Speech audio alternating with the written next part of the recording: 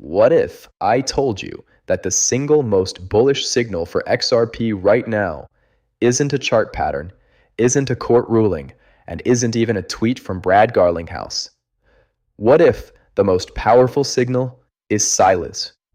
Not the silence of a dead market, the silence of a predator before it strikes. Because here's what's strange. While retail investors are refreshing price tickers and arguing about support levels in Discord servers, the entities that manage more money than the GDP of every country in Europe combined are going eerily, suspiciously, deliberately quiet about XRP. No loud announcements, no press releases, no CNBC segments, just movement. Slow, calculated, massive movement. And when institutions go quiet while moving this much capital, history tells us only one thing follows next.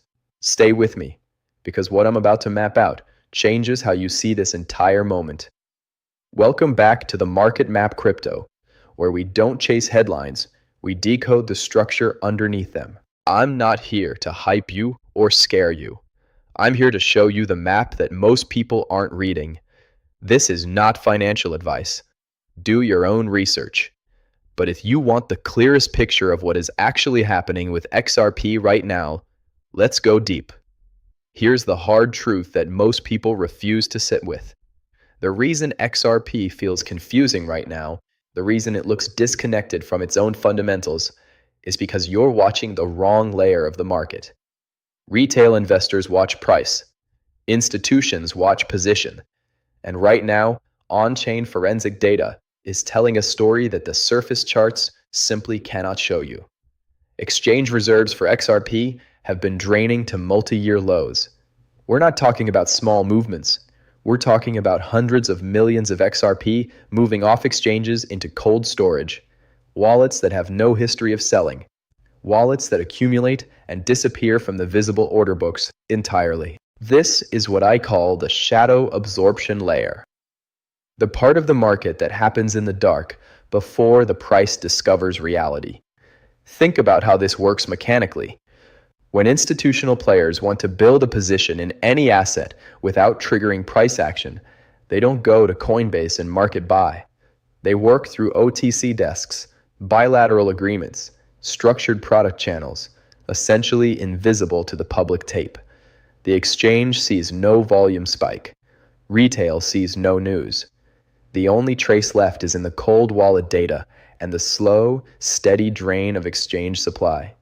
And right now, that drain is accelerating.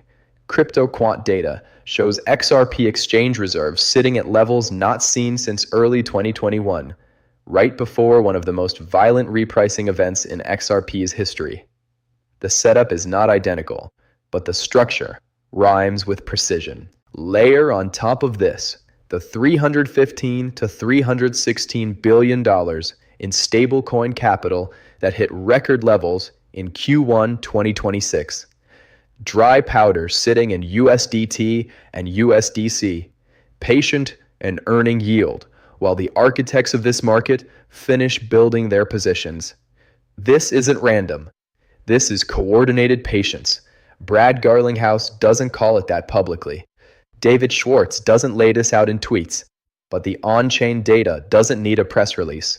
It speaks the only language that matters in finance: movement of capital.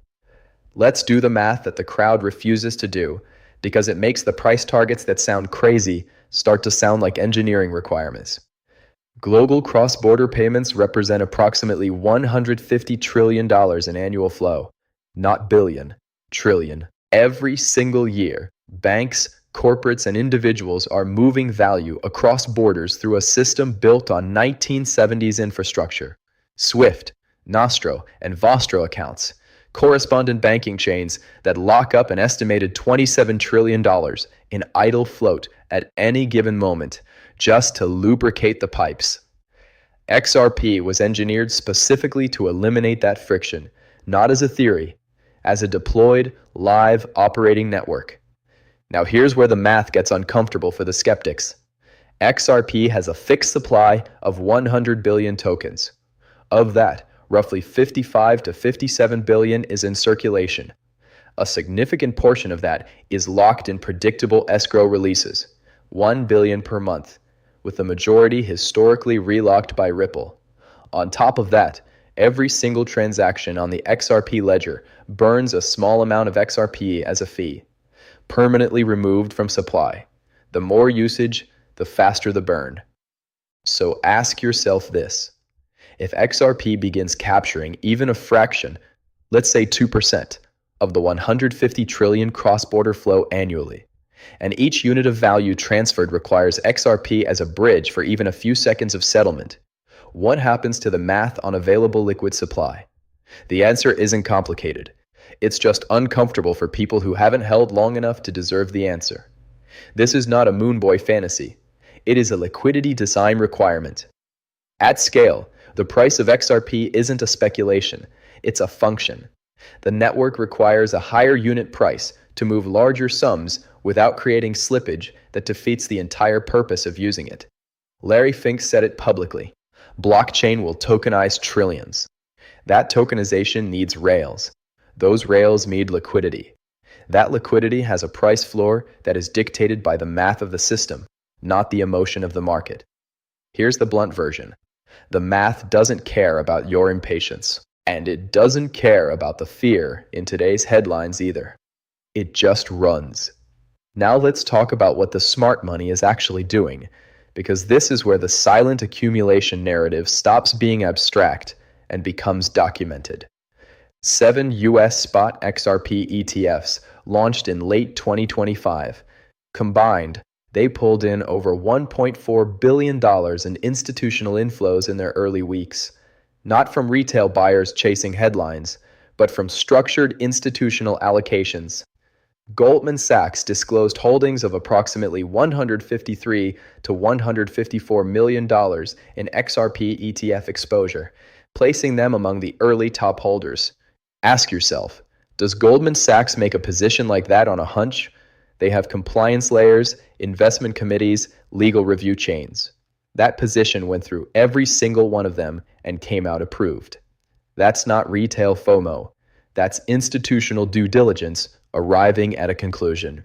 And then there's the swell event, Ripple's flagship conference that has drawn confirmed speakers, including BlackRock's Director of Digital Assets, Maxwell Stein, alongside White House digital asset advisors, NASDAQ executives, and heavyweights from Moody's and Citi. The sessions are centered on tokenized financial assets and capital markets transformation at scale. BlackRock manages over $14 trillion in assets. Their director doesn't show up to a Ripple conference for the networking. They show up because the infrastructure conversation is one they're already having internally, and XRP Ledger is part of that map. Meanwhile, the Digital Asset Clarity Act passed the House, and Senate discussions are heating up, with markup sessions imminent. Ripple's CEO put the odds at roughly 80% of clearing key hurdles by end of April or early May. When that legislation lands, it doesn't just change the sentiment. It removes the last institutional barrier, legal certainty. And institutions waiting on that certainty aren't going to trickle in. They are going to flood in. Before I get into the catalyst timeline, because this is where it gets extremely specific, I want to pause for a second. If this kind of structured deep layer analysis is what you've been looking for, not hype, not price predictions, but the actual map underneath the market, then the Market Map Crypto is where you live now. Hit subscribe, turn on notifications, because the next few weeks are going to move fast, and I don't want you missing the breakdowns that matter most. Let's talk about the specific triggers that are converging right now, because this isn't a someday story. The timeline is measurable. First, the Digital Asset Clarity Act. Senate markup is imminent. Brad Garlinghouse's 80% confidence estimate for April or May isn't media spin. That's an insider read on where the legislative votes currently sit. When this passes, the compliance gates for U.S. banks and asset managers open. Not gradually, structurally. Second, stablecoin legislation running in parallel. Over $315 billion in stablecoin capital is sitting idle right now. And the moment regulatory frameworks for stablecoin issuance are codified, that capital gains the legal green light to rotate into yield-generating, utility-based digital assets. XRP and RLUSD are positioned directly in that path. Third, RLUSD itself, Ripple's USD-pegged stablecoin, is growing with audited reserves, and leading institutions are already exploring it as eligible collateral. That means XRP Ledger isn't just a payment rail anymore. It's becoming a collateral infrastructure layer for the tokenized finance system that BlackRock and Franklin Templeton are actively building toward. These catalysts aren't in sequence. They are converging simultaneously. That's the part the impatient crowd misses. They're waiting for one big moment. But the architecture doesn't work that way. It builds until the pressure is undeniable, and then the market prices it all at once. The window between building and priced in is exactly where we are right now. Here's the uncomfortable reality. The supply side of this equation doesn't wait for retail to feel comfortable.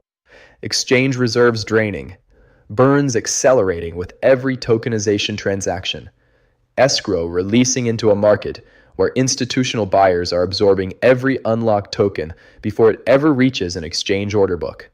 The crowd that's waiting for certainty before buying is functionally waiting to pay the price that the people reading this data are charging. The window isn't closing dramatically, it's just closing, quietly, the way every major repricing in this market has always begun, not with a bang, but with a supply vacuum nobody noticed until it was obvious. Look, I'm not here to tell you what XRP is going to do tomorrow. Anyone who claims that certainty is selling you something, what I can tell you is what the map shows. And the map right now shows institutional architecture being constructed at a scale we haven't seen before in this space. It shows a supply picture tightening in ways that on-chain data makes undeniable. It shows legislative progress that is removing the final barriers for the largest capital pools on Earth to enter this market in size. The silent accumulation isn't a conspiracy. It's just the way big money has always moved, before the crowd realizes what they missed. You made it to the end of this breakdown, which means you're exactly the kind of person this channel is built for. If you want to be in the room when these maps get drawn, before the headlines catch up, subscribe to the Market Map Crypto right now. This community is growing, and the next breakdown is already in progress. Drop a comment below. What catalyst are you watching most closely heading into May? Let's build the map together.